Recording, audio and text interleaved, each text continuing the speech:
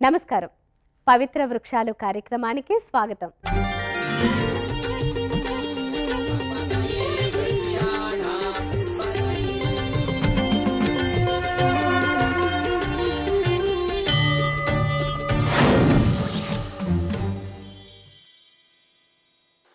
ప్రకృతి ఒక నిధి, అందులో దాగిన బంగారమే వృక్షాలు. ప్రకృతి రహస్యాలను పరిశీలిస్తే వృక్షాలకున్న గొప్పదనం మనం తెలుసుకుంటే ఆశ్చర్యం కలుగుతుంది. ప్రతి చెట్టు మనిషి జీవితంతో ముడిపడి ఉంటుంది. వేదకాలం నుండి నేటి వరకు చెట్లతో మనిషికి ఉన్న బంధం ఎంతో బలమైనది.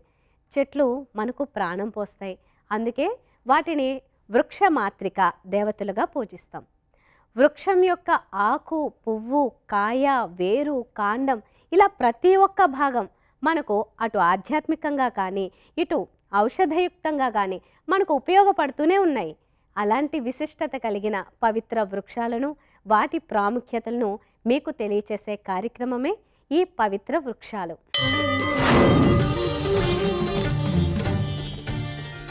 ఈనాటి పవిత్ర వృక్షాలు కార్యక్రమంలో పారిజాతం వృక్షం గురించి తెలుసుకుందాం.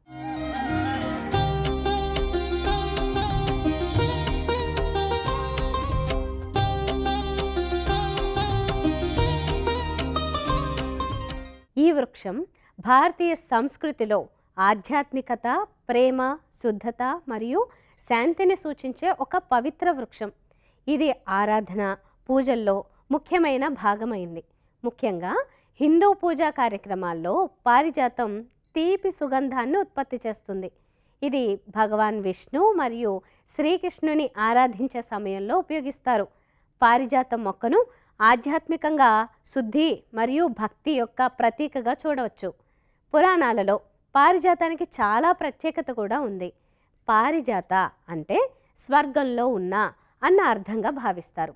ఎందుకంటే ఇది గంగ ద్వారా స్వర్గం నుండి భూమికి వచ్చిన వృక్షం అని అంటారు.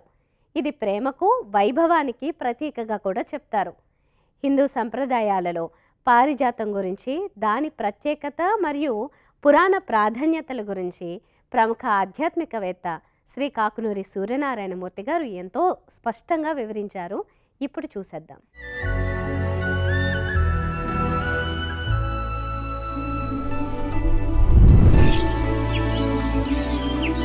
శుభమస్తు. శ్రీరామ జయం. లక్ష్మీ రావే మా ఇంటికి, క్షీరాబ్ధిపుత్రి వరలక్ష్మి. ఇలాంటి పాటలతో పూర్వం మహిళలు మహాలక్ష్మీదేవిని వరలక్ష్మి అన్న పేరిట వ్రతంతో కానీ శుక్రవారాలలో కానీ స్తోత్రం చేసేటటువంటి వారు. అమ్మవారికి ప్రీతికరంగా సమర్పించేటటువంటి పుష్పాలలో పారిజాత పుష్పములతో అనేటటువంటి ఒక వాక్కు ఈ పాటలో ఉండేది. పారిజాత పుష్పాలతో అలంకరింపబడిన వేదిక పైన విచ్చేసిన ఓ తల్లి, నాకు ఆనందాన్ని ఇవ్వవలసింది అంటూ ఈ పాట ఒక చరణం పూర్తి అవుతుంది. పారిజాతం ఇది మొక్క, ఇది చెట్టు, ఇది పొద. ఎలా చెప్పుకోవాలి? పారిజాతం వృక్షం, అమృత వృక్షం. ఎంత అద్భుతమైనది, ఎంత పురాతనమైనది, ఎంత పౌరాతన్యం ఏర్పరచుకున్నటువంటిది ఈ పారిజాతం మొక్క, వృక్షం అంటే. పూర్వం కృష్ణుడు రుక్మిణీ సమేతుడై ఉన్న సమయంలో నారదుడు భగవద్ దర్శనం కోసం విచ్చేశాడు. సంప్రదాయంలో ఒక మాట ఉంది, భగవంతుడి వద్దకు కానీ, చిన్నారి బాలబాలికల వద్దకు కానీ, వృద్ధుల వద్దకు కానీ వెళ్ళినప్పుడు ఉత్త చేతులతో ఊరికే వెళ్ళరాదు. పత్రం పుష్పం ఫలంతోయం, ఏదైనా తీసుకువెళ్ళాలి. ఆ సంప్రదాయాన్ని అనుసరించి నారదుడు ఒక పుష్పాన్ని తీసుకువచ్చాడు, కృష్ణ పరమాత్ముడికి అందించాడు. వెనువెంటనే కృష్ణ పరమాత్ముడు ఆ పుష్పాన్ని ఆఘ్రాణించి, నారదా, స్వర్గం నుంచి ఏం చేస్తున్నావా అంటూ నవ్వుతూ ఆ పుష్పాన్ని రుక్మిణీదేవికి అందించాడు. ఇదేదో కలహకారణం కాబోతున్నది సుమా అనే మాట కూడా అన్నాడు. నిజంగానే అక్కడ ఉన్నటువంటి చెలికత్తె ఈ వృత్తాంతాన్ని అంతా గమనించి సత్యభామాదేవికి వెళ్ళి చెప్పగా సత్యభామ అలగడం, కృష్ణుడు సత్యాపతి అనే తన నామాన్ని సార్థకం చేసుకోవడం కోసం స్వర్గంపైకి దండ ఎత్తి ఒక ప్రయాణం చేసి యుద్ధం చేసి పారిజాత వృక్షాన్ని తీసుకువచ్చి పెరటి ఇంటి చెట్టుగా నాటినట్లుగా అద్భుతంగా అల్లిన ఆ అల్లిక నంది తిమ్మన్న గారి పారిజాతాపహరణ మహాకావ్యం. కావ్యాలలో, ఇతిహాసాలలో, పురాణాలలో, అలాగే అనేక ఆర్ష వాంగ్మయ సంబంధిత గ్రంథాలలో పారిజాత వృక్ష ప్రస్తావన మనం గమనించవచ్చు. స్వర్గంలో ఉండే వృక్షం ఇది. కాడ ఆరెంజ్ రంగులో ఉంటుంది. అలాగే ఆ పువ్వుకు సంబంధించినటువంటి తెల్లగా ఉండేటటువంటి దళములు 5, 7 అనే 2 సంఖ్యలలో మనం గమనిస్తాం. 5 దళములతో ఉండేటటువంటి రకంలో ఉండే పారిజాతం పువ్వులు ఈనాటి కాలంలో విరివిగా మనకు లభిస్తున్నాయి. ఆశ్చర్యకరంగా ఈ ఆర్ష సంప్రదాయం ఒక నియమాన్ని సూచించింది. ఏమిటి అంటే, ఎన్ని పుష్పజాతులు ఈ ప్రపంచంలో ఉన్నాయో, పరమేశ్వర సృష్టిలో ఎన్ని పుష్పజాతులు మనకు లభిస్తున్నాయో, సమస్త పుష్పాలను మొక్క మీద ఉన్నప్పుడు లేదా మొక్క కొమ్మలలో ఉన్నప్పుడు మాత్రమే త్రుంచి సేకరించి నారాయణస్య పూజార్థం చినోమిత్వాం నమోస్తుతే అని చెప్పి సమర్పించాలి. కానీ ఒక్క పారిజాతం చెట్టుకు సంబంధించిన పుష్పాలకు మాత్రమే ఉన్న అత్యద్భుతమైనటువంటి వరం, నేలపైన పడిన పుష్పాలను కూడా శ్రీమన్నారాయణమూర్తికి సమర్పించవచ్చు.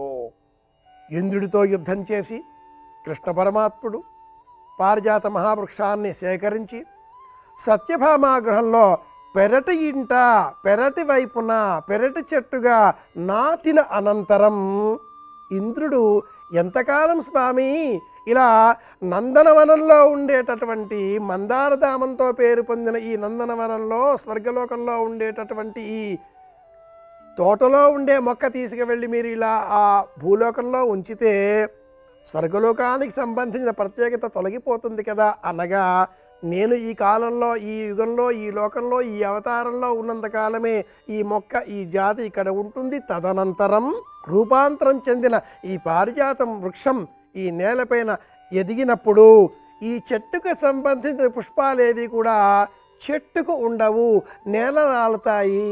అయినా కూడా నాకు ప్రీతిదాయకమైనటువంటి కారణం చేత ఈ చెట్టుకు సంబంధించిన పుష్పాలు నేల రాలినా కూడా నాకు సమర్పిస్తే అలాంటి వారికి అద్భుతమైన పుణ్యఫలం లభిస్తుంది, శ్రీమన్నారాయణ సంపూర్ణ అనుగ్రహం లభిస్తుంది అనే వరం ఇచ్చిన కారణంగా నేలపైన పడిన పారిజాతం పువ్వులను సైతం సేకరించి పరమాత్ముడి సేవలో వినియోగించడం ఒక్క పారిజాతం చెట్టుకు మాత్రమే ప్రత్యేకం అని మనం గ్రహించాలి. ఉదయమంతా కూడా నిశ్శబ్దంగా, నిర్వికారంగా, నిరామయంగా, నిస్తేజంగా, చాలా పెద్ద కదలికలు అంటూ లేకుండా, ఎంతసేపు చూసినా, ఏ విధంగా చూసినా ఎదిగే క్రమంలో నిటారుగా, నిలువుగా, పొడవుగా సాగిపోయేటటువంటి ఈ పారిజాతం చెట్టు సాయంత్రం కాగానే మొగ్గల రూపంలో తెల్లని చుక్కలతో కనిపిస్తుంది. అర్ధరాత్రి 2 గంటల సమయానికి ఈ చుక్కలలో ఉండేటటువంటి మొగ్గలని విచ్చుకుంటాయి. బ్రాహ్మీ ముహూర్త సమయంలో 3:30 నుంచి 4:30 మధ్య సమయంలో ఈ పుష్పాలన్నీ నేలరాలుతాయి. అలా నేలరాలుతూ ఉండగా చూచేటటువంటి దృశ్యం ఎంత మనోహరంగా ఉంటుంది అంటే, ఆ పుష్పం యొక్క ఆ మొదలు సంపూర్ణంగా శ్రీమన్నారాయణమూర్తి స్వరూపం వలె మనం దర్శనం చేసుకోవచ్చు. పారిజాతం చెట్టు మొదలు ఆదిశేషు వలె పొడలతో కనిపిస్తుంది. సంపద కావాలి అన్నా, మరీ ప్రత్యేకంగా ధనకనక వస్తువాహనాదులు కావాలి అన్నా, ఐశ్వర్య రూపంలో సంపద స్వర్ణ రూపంలో అనుగ్రహించాలి అన్న అమ్మవారికి ప్రీతికరంగా స్వర్ణ గౌరీ అనే వ్రతాన్ని పాటించే వారంతా తప్పనిసరిగా పారిజాతం పుష్పాలతో అమ్మవారిని పూజిస్తారు.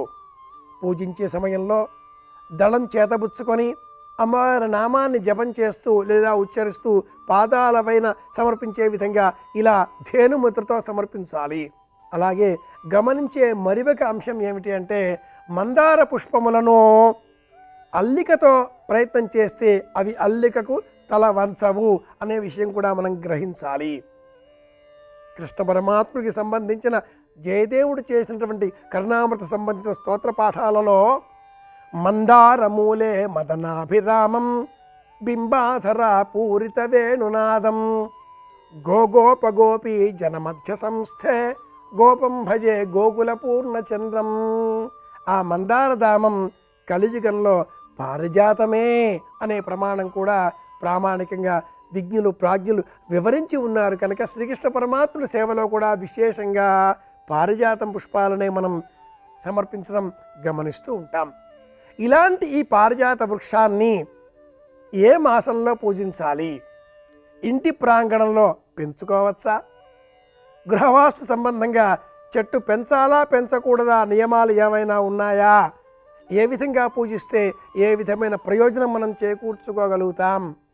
ప్రధానంగా ఇంటికి సంబంధించి నైరుతి దిగ్భాగంలో పారిజాతం చెట్టు పెంచుకోవాలి. పెరటి చెట్టు పెరటి వైపు. అలాగే వీలైనంత త్వరగా ప్రయత్నాలు చేసి ఇంటికంటే కూడా ఎత్తుగా ఎదిగే విధంగా ఏర్పాట్లు చేయాలి. ఇంటి చుట్టూరా ఉండే ఇతర ఫలవృక్షాలు లేదా అమృత వృక్షాలు ఏవైనా కూడా ఇంటికంటే ఎత్తుగా ఎదగకూడదు. కానీ ఒక్క పారిజాతం చెట్టు మట్టుకు ఇంటికి అంటే ఎత్తుగా ఎదిగినప్పుడు మాత్రమే సంపూర్ణమైన పుణ్య ఫలాన్ని మనకు అందిస్తుంది. ఇంటికి నైరుతి దిగ్భాగంలో ఈ మొక్కను పెంచుకోవాలి. నిరభ్యంతరంగా చెరువుగట్లు, బడి, గుడి, ప్రాంగణాలు, రహదారులు ఎక్కడైనా పెంచవచ్చు. విశేషంగా విష్ణు ఆలయాలలో, కృష్ణ ఆలయాలలో పారిజాతాన్ని పెంచినట్లయితే అద్భుతమైన ప్రయోజనాన్ని మనం చేకూర్చుకోగలుగుతాం. అయితే మరింత ప్రత్యేకం ఆంజనేయ స్వామి వారి సంబంధించిన విషయం. స్వామివారిని స్తోత్రం చేసేటటువంటి సమయంలో పారిజాత తరుమూల వాసినం భావయామి పవమానందనం ఎత్ర ఎత్ర రఘునాథ కీర్తనం.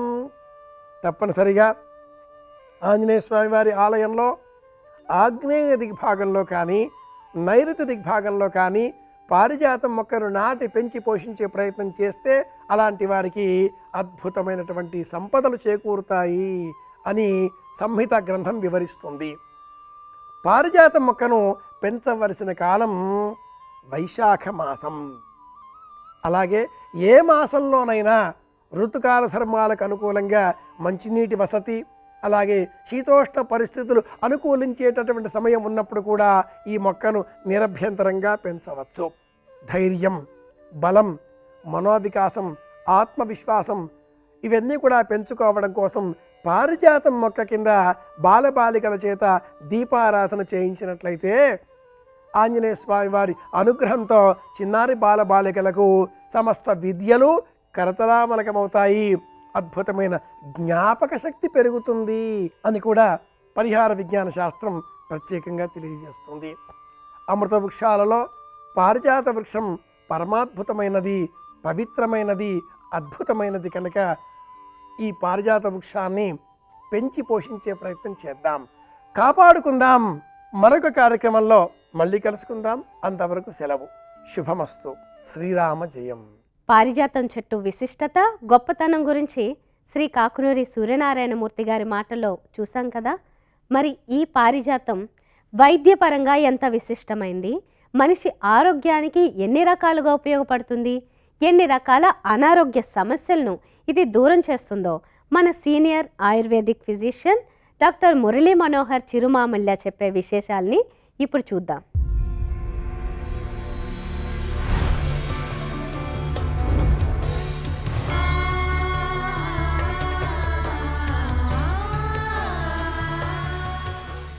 నమస్కారం.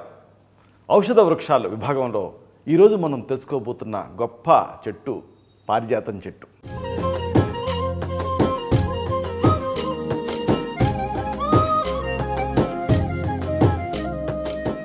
పారిజాతం నిజానికి మన తెలుగు రాష్ట్రాలు అంతటా కూడా పెరుగుతూ ఉంటుంది. దీని ప్రత్యేకత ఏమిటో తెలుసా? మామూలుగా పూల మొక్కలు మొక్కల స్థాయిలోనే ఉంటాయి, కానీ చెట్టు మీద పుష్పాలు ఉండటం అనేది చాలా అరుదు. అది ఈ పారిజాతం సొంతం. అంటే పుష్పవృక్షం అని చెప్పవచ్చు. దీని గురించి సుమారుగా 5 లేదా 6 మీటర్ల ఎత్తు వరకు ఇది పెరుగుతుంది. అసలైన ప్రత్యేకత దీని పుష్పాలు చాలా చిన్నగా, తెల్లగా, ఎరుపు రంగు తొడిమ కలిగి చాలా అద్భుతమైనటువంటి సువాసనతో ఉంటాయి. దీని తొడిమకి బలం చాలా తక్కువ, కాబట్టి ఆ పువ్వులు అలా గాలికి కిందకి రాలిపోతూ ఒక అలౌకికమైనటువంటి ఫీలింగ్ని ఇస్తాయి ఆ చెట్టు కింద మనం నడుచుకుంటూ వెళ్తూ ఉంటే. ఇక దీనికి ఫలాలు ఉంటాయి. తప్పటగా ఒక ఇంచుమించుగా గుండ్రంగా ఉంటాయి. అయితే ప్రతి కాయకి కూడా 2 విత్తనం గింజలు ఉంటాయి. ఆకులు కణుపుకి 2 చొప్పున గరుగ్గా కాస్త దీర్ఘ అండాకారం లాగా కొంచెం కోసుగా ఉంటాయి. అయితే ఈ పారిజాతం చెట్టు మనకి ఎంతో పవిత్రమైనటువంటి వృక్షం. దేవ పూజకి ప్రథమంగా చెప్పుకునేటటువంటి ఈ పువ్వులు పారిజాతాలు. అసలు మనకి పారిజాతాపహరణం ఈ కావ్యమే ఉంది అంటే దీని గొప్పతనం మనకి అర్థమవుతుంది. ఇంతటి కథ ఉన్నటువంటి ఈ పారిజాతానికి ఔషధ గుణాలు తక్కువ లేవు, బోల్డ్ అని మీరు తెలుసుకుంటే ఆశ్చర్యపోతారు. అరే ఇన్నున్నాయా అన్న సంగతి మీకు అర్థమవుతుంది. వీటిని వరుసగా తెలుసుకుందాం. ముందుగా చెప్పుకోవాల్సింది మన పని గంటలు నాశనం అవడానికి అతి ముఖ్యమైన కారణం ఏంటంటే నడువు నొప్పి. మీరు గమనించండి, కొన్ని సమస్యలు కొంతమందికి రావు, కానీ నడువు నొప్పి అలా కాదు, ప్రతి వాళ్ళకి తప్పకుండా వచ్చి తీరుతుంది. ఎందుకంటే పరిణామ క్రమంలో మనం నడవాల్సింది 4 కాళ్ళ మీద, కానీ 2 కాళ్ళ మీద నిలబడ్డాం. దీంతో మన గర్భిణాభి షిఫ్ట్ అయింది, ఈ నడువు మీద ఆ ప్రెషర్ పడుతూ ఉంటుంది. నడువు నొప్పితో కొన్ని వందల మంది కొన్ని వేల పని గంటలు సతమతం అవుతూ ఉంటారు, పని గంటలు నాశనం అవుతూ ఉంటాయి. ఇక సయాటికా నొప్పి, గురుదశీవాతం అంటాం. అంటే నడువు నుంచి ఆ నరం లాగుతూ ఉంటుంది, పిరుదుల నుంచి పిక్కల నుంచి ఆఖరికి కాలు వరకు వ్యాపిస్తుంది. ఎవరు నలుపుతున్నట్టుగా సలుపుతున్నట్టుగా విపరీతమైన నొప్పి సయాటికా. దీన్ని ఆయుర్వేదంలో గురుదశీవాతం అంటాం. అంటే ఒక వల్చర్ ముందుకు వంగి రాబందు ఎలా నడుస్తుందో అలా నడుస్తారు బాధకి తట్టుకోలేక. కెడ నొప్పి సరే ఇలాంటి అన్నిటికీ కూడా ఒక గన్ షాట్ ట్రీట్మెంట్ లాగా ఈ పారిజాతం పనిచేస్తుంది. దీన్ని ఎలా తయారు చేసుకోవాలి? చాలా తేలిక. 400 మిల్లీలీటర్ల నీళ్ళని సిద్ధం చేసుకోండి. ఈ నీళ్ళకి 10 పారిజాతం ఆకుల్ని ముద్దగా నూరి కలపండి. ఇప్పుడు చిన్న మంట మీద ఈ 400 మిల్లీలీటర్ల నీళ్ళు తీసుకున్నారు కదా, 100 మిల్లీలీటర్ల నీరు మిగలాలి, అంటే 1/4 మిగలాలి. అంతవరకు సిమ్ మీద మరిగించండి, వడపోసుకోండి. ఇప్పుడు దీనికి అంటే ఈ కషాయానికి 1 లేదా 2 గ్రాములు శొంఠి పొడిని కలపండి. శొంఠి శోధిస్తుందని సామెత. అలాగే కొంచెం పంచదార కలపండి, మీ ఆ ప్రాధాన్యతను బట్టి పటిక బెల్లం పొడి కూడా కలపవచ్చు. అంతే, మీకు అద్భుతమైన ఔషధం సిద్ధమైంది. దీన్ని రెగ్యులర్గా 2 పూట్ల పూటకి 50 మిల్లీలీటర్ల చొప్పున దీన్ని అంటే దాదాపు 3 టేబుల్ స్పూన్ల మోతాదుగా దీన్ని తీసుకుంటూ ఉంటే ఇక మీకు ఆపరేషన్స్ అవసరం లేదు ఈ నడువు నొప్పికి సంబంధించి. అలాగే కీళ్ళ నొప్పులతో మీరు సతమతం అవ్వాల్సిన పని లేదు. అన్నిటికీ కూడా ఒక రామబాణంలాగా ఇది పనిచేస్తుంది. నిస్సంశయంగా ఈ సమస్యలు తగ్గుతాయి.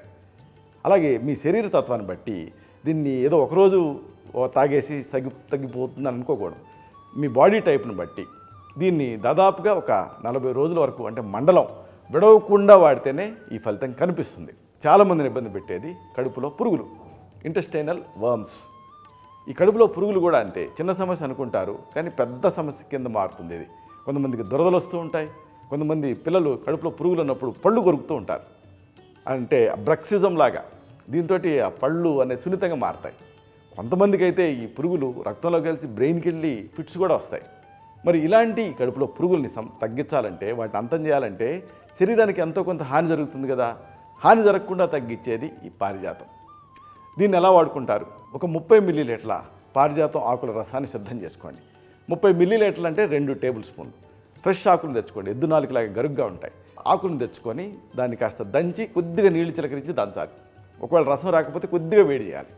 ఇలాంటి ఈ పారిజాతం ఆకుల రసాన్ని 2 టేబుల్ స్పూన్లు సిద్ధం చేసుకొని దానికి 5 గ్రాముల మిరియాల ఫైన్ పౌడర్ని కలపండి. ఈ మిరియాలు కూడా అంతే, అప్పటికప్పుడు మీరు క్రష్ చేయాలి. పెప్పర్ కార్న్ క్రషర్స్ అని దొరుకుతాయి. అంటే ఏంటి, పైన మిరియం గింజలు వేసి తిప్పితే కిందకి ఫైన్ పౌడర్ దిగుతుంది. మళ్ళీ దీన్ని ఇంకా ఫైన్గా తయారు చేసుకొని దాన్ని కలపాలి. ఇది ఈ పారిజాతం ఆకుల రసానికి. ఇది యాడల్ట్ డోస్. పిల్లలకి దీంట్లో 1/4 లేదా 1/2 అట్లా ఇవ్వాలి. దీంతో ఈ కడుపులో పురుగులు నిస్సంశయంగా చచ్చి పడిపోతాయి. శరీరానికి ఇది ఎలాంటి హాని చెయ్యదు. ఇంకొకటి ఎక్కువగా మనం చూస్తుంది విషజ్వరాలు. ప్రధానంగా ఏజెన్సీ ఏరియాలలో, పల్లెటూళ్ళల్లో, ఈ డాక్టర్లు అందుబాటులో ఉండని నిర్జన ప్రదేశాలలో చాలామంది విషజ్వరాలకి లోనవుతూ ఉంటారు. దీంతో సతమతం అవుతూ ఉంటారు. ఇలాంటి సందర్భాల్లో మెడికల్ షాపులు అందుబాటులో ఉండవు, డాక్టర్లు అందుబాటులో ఉండరు. కానీ ఈ పారిజాతం మీకు అందుబాటులో ఉంటుంది. దీంతో ఈ విషజ్వరాలను తగ్గించుకోవచ్చు. పారిజాతం పువ్వులు, అలాగే లేత చిగురాకులు, అలాగే అల్లం, గుర్తుపెట్టుకోండి ఈ కాంబినేషన్. పారిజాతం పువ్వులు, అలాగే పారిజాతం తాలూకు లేత చిగురుటాకులు, ఇంకా అల్లం సమాన భాగాలుగా నీళ్ళతోటి నూరండి. ముద్ద అవుతుంది, రసం పిండండి. దీన్ని ఒక 2 స్పూన్ల మోతాదుగా, అంటే దాదాపుగా 10 ml, దీనికి తగినంత తేనె కలిపి తీసుకుంటూ ఉంటే ఈ విషమ జ్వరాలు అంటే ఏంటి, ఎప్పుడు వస్తాయో తెలియవు, ఎప్పుడు వెళ్తాయో తెలియవు, ఎంతకాలం ఉంటాయో తెలియదు, ఇలాంటి వాటిని విషమ జ్వరాలు అంటారు. ఫ్లూ లాంటివి, అలాగే మలేరియా లాంటివి, ఇలాంటి వాటిలో మంచి ఫలితం కనిపిస్తుంది. ఇంకొకటి, ఈ కాలం ఆ కాలం అని కాకుండా మన భారతీయులని రెగ్యులర్గా ఇబ్బంది పెట్టేది ఏంటంటే జలుబు, అలాగే దగ్గు. అనేక కారణాలు, పొల్యూషన్ దగ్గర నుంచి మొదలుపెట్టి మానసిక ఒత్తిడి వరకు, ఏదేమైనా ఇది ఇబ్బంది పెడుతూ ఉంటుంది. ఇలాంటి ఈ కోల్డ్ని, నాగింగ్ కోల్డ్ని, కాఫ్ని తగ్గించుకునే అద్భుతమైన ఫార్ములా ఈ పారిజాతంతో ఉంది. పారిజాతం పువ్వులు, మిరియాలు, పసుపు, వెల్లుల్లి, 4 కాంబినేషన్. పారిజాతం పువ్వులు, మిరియాలు, పసుపు, ఇంకా వెల్లుల్లి, వీటిని పాలుతోటి బాగా మరిగించాలి. అంటే పాలకు కలిపి బాగా బాయిల్ చేయాలి. అరకప్పు మోతాదుగా ఈ మిల్క్ని మీరు రెగ్యులర్గా తీసుకుంటూ ఉంటే కఫం తగ్గుతుంది, వాతం తగ్గుతుంది, పడిశం, దగ్గు, ఇవన్నీ కూడా మిమ్మల్ని వదిలి వెళ్ళిపోతాయి. వీటి నుంచి మీరు ఇక ఈ కాఫ్ ఫ్రీగా ఉండొచ్చు. ఇంకొకటి, గుండె దడ. చాలామంది ఈ గుండె దడతోటి ఇబ్బంది పడుతూ ఉంటారు, పాల్పిటేషన్. ఇలాంటప్పుడు దాంతో ఆ దడ ఉంటుంది కాబట్టి దేని మీద ఫోకస్ ఉండదు. అంటే మామూలుగా ఎవరికైనా గుండె కొట్టుకునే తెలియదు, కానీ పాల్పిటేషన్లో ఏం జరుగుతుంది, ఎవరి గుండె కొట్టుకోవటం వాళ్ళకి తెలుస్తుంది. ఇక దీంతో ఒక ప్యానిక్ అటాక్ లాగా వచ్చి ఇంకేముంది, క్షణాలలో మనం చచ్చిపోతున్నాం అన్నంత భయం వేస్తుంది. మరి దీన్ని ఎలా తగ్గించుకోవాలి? సింపుల్. పారిజాతం పూరేకులు, వీటిని ఒక భాగం తీసుకోండి, పంచదార 2 భాగాలు తీసుకోండి. ఇప్పుడు ఈ రెండింటిని ఇలా కలిపి ఒక సీసాలో వేసి 40 రాత్రులు వెన్నెల్లో ఉంచాలి. అంటే సింపుల్, పారిజాతం పూల రేకులు ఒక భాగం, పంచదార 2 భాగాలు కలిపి ఒక సీసాలో 40 రాత్రుల పాటు వెన్నెల్లో ఉంచాలి. ఇప్పుడు ఏం జరుగుతుంది అంటే దీంట్లో ఎక్స్ట్రాక్ట్, దీంట్లోకి 2 కలిపి ఒక ఫ్లూయిడ్ లాగా అవుతాయి. పంచదార కలిపారు కాబట్టి అది చెడిపోదు, వెన్నెల్లో ఉంచారు కాబట్టి ఎండిపోదు. ఇప్పుడు ఇలాగ తయారైనటువంటి దీన్ని ఇక రెగ్యులర్గా ప్రతిరోజు కూడా ఒక 20 మిల్లీలీటర్ల చొప్పున లోపలికి తీసుకుంటూ ఉంటే గుండె దడ ఆశ్చర్యకరంగా తగ్గుతుంది. ఎక్కువ మందిని ఇబ్బంది పెట్టేది చుండ్రు, డాండ్రఫ్. ఇలాంటప్పుడు ఆ చుండ్రుని సేఫ్గా తగ్గించుకునే అద్భుతమైన ఫార్ములా చెప్తాను. పారిజాతం గింజలు, మెంతులు సమంగా నూరి పెరుగుతో కలిపి తలకు పట్టించాలి. 1 గంట తర్వాత తలస్నానం చేసేయండి. దీంతో ఇక ఈ చుండ్రు మిమ్మల్ని ఇబ్బంది పెట్టదు, పూర్తిగా క్లీన్ అవుతుంది. ఇలాగా ఈ పారిజాతానికి కేవలం ఆధ్యాత్మిక పరమైనటువంటి ప్రాధాన్యతే కాదు, ఔషధపరమైనటువంటి ప్రాధాన్యత కూడా ఉంది. ఈ పారిజాతం చెట్టుని మీరు గమనించి ఆ పారిజాతం తాలూకు ఈ అన్ని భాగాల్ని మీరు ఔషధం కింద వాడుకోవచ్చు, అద్భుతమైన ఆరోగ్య లాభాన్ని పొందొచ్చు. ఇలాంటి మరొక చక్కని చెట్టు గురించి, దాని ఔషధ తత్వాల గురించి, దాంతో మీరు తయారు చేసుకోగలిగేటువంటి ఔషధాల గురించి మళ్ళీ ఇదే కార్యక్రమాల పరంపరలో మనం కలుసుకున్నప్పుడు వివరంగా తెలుసుకుందాం. అంతవరకు సెలవు. ఓం ధన్వంతరాయే నమః. పారిజాతం గురించి ఎన్నో విలువైన ఆధ్యాత్మిక అలాగే ఔషధ విలువలు తెలుసుకున్నాం కదా. మరో ఎపిసోడ్లో మరో పవిత్ర వృక్షం గురించి తెలుసుకుందాం. అంతవరకు సెలవు. నమస్కారం.